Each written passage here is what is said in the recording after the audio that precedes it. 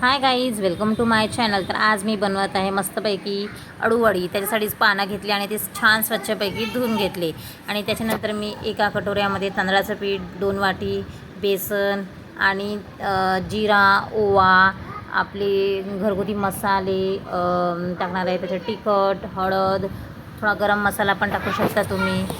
तर गरम मसाला टाकून घेतला मी थोडासा घरगुती आणि त्याच्यानंतर याच्यात मी काही मसाले पण टाकले आपले घरगुती। मग माझ्याकडे आंबट म्हणजे आमचूर पावडर होतं ते पण मी टाकले याच्यात थोडंसं।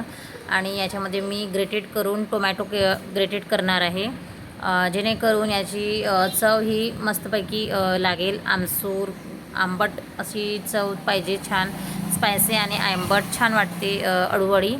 तर त्याकरिता मी एक टमाटर घेतला मोठा आणि तो छान ग्रेट करून घेतला। त्याच्यानंतर मी छान माझं बॅटर आहे ते पाण्याने छान मळून घेईल आणि छान असं सॉफ्ट बनवेल, जेणेकरून जे आपले अळूवडीची पानं आहे त्याला छान चिकटेल आपलं तांदळाचं पीठ। आणि अशा प्रकारे मी माझं पीठ आहे ते मळून घेतलं। पीठ मळून घेतल्यानंतर आपण एक एक करून अळूवडी व्रॅप करायला घेणार। व्रॅप म्हणजे त्याची घडी करायला घेणार। तर मी पानं घेतली होती, कमीत कमी 20 घेतली असतील। माझी फॅमिली मोठी आहे त्याकरिता मी 20 पानं घेतली। एक मोठा पान घ्यायचा, वरचं जे देठ असतं ते कापून घ्यायचं आणि त्याच्यातले छान असे म्हणजे लायनिंगला एक शेप देऊन द्यायचा आणि त्याच्यावरचं जे देठ असतं ते मोठं ते काटकट करून घेतलं। इक्वली बेसन लावून घेतलं, त्याच्यावरती आणखी एक पान टाकला आणि त्याच्यावरती पण मी बेसन लावलं। मग एका बाजूने फोल्ड करायची। मग व्हिडिओमध्ये ज्या प्रकारे दिसते, ज्याला येत नाही त्यांनी ह्या प्रकारे फॉलो करून घ्यायचे।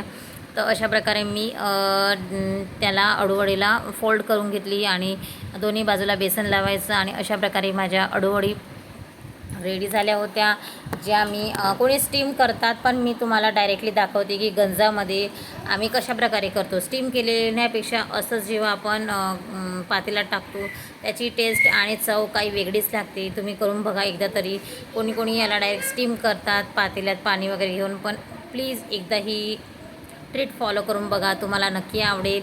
तर बाकीचे पण मी अळूवडी रेडी करायला घेतले आहेत आणि अशा प्रकारे जेवढी माझ्याकडे होती अळूवडी मी ते रेडी केले, पूर्ण बेसन वगैरे लावून। आणि मग एका पातेल्यात मी पाणी घेणार, त्या पातेल्यात पाणी घेतल्यानंतर त्या तळाशी तेल आणि पाणी टाकेल आणि ह्या जेवढ्या पण अळूवड्या आपल्या रेडी झाल्या होत्या त्या अळूवड्या इक्वली आपण त्या पातेल्यात टाकूयात, जेणेकरून इक्वली ते शिजतील। आणि अदामदा चेक करत राहायचं की आपली अळूवडी खाली पातेल्यात लागली नाही पाहिजे।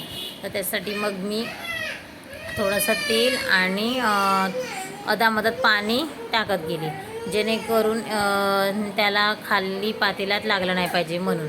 तर अशा प्रकारे तुम्ही कसे काय बनवता ते पण मला कमेंट करा आणि व्हिडिओ वगैरे आवडल्यास मला नक्की सांगा की कसं झालं। कोणी याला तळून, कोणी याला फ्राय करून, म्हणजे सर्व असं पीसेसमध्ये कट करून डायरेक्टली फ्राय करतात। तळलेली वडी ही तुरंतच खायची असते, म्हणजे जेव्हा बनवली तेव्हा थोड्या वेळाने ती थोडीशी चांबट येते, कारण की ती गरम गरम क्रिस्पी लागते। तर हे बघा अशा प्रकारे वाफेत लुवून गेले होते वड्या वगैरे आणि छान मी इक्वली कट केल्या ह्या वड्या। एका ताटात काढल्या, त्या थंड होऊ दिल्या आणि थोड्या वेळाने मी मग याला कट केल्या पीसेसमध्ये। एकदम गरम गरम कट केल्या तर त्या तुटतात, म्हणून आपण थोडंसं थंड होऊ द्यायचं छान फॅन खाली।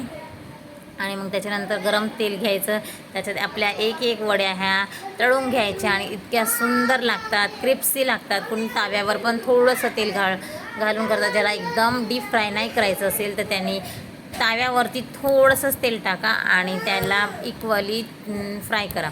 तर अशा प्रकारे ही अळू होती। चला तर मग बाय। तुम्हाला कशा वाटला आजची माझी ही डिश, प्लीज नक्की शेअर करा। Thank you for watching, bye bye.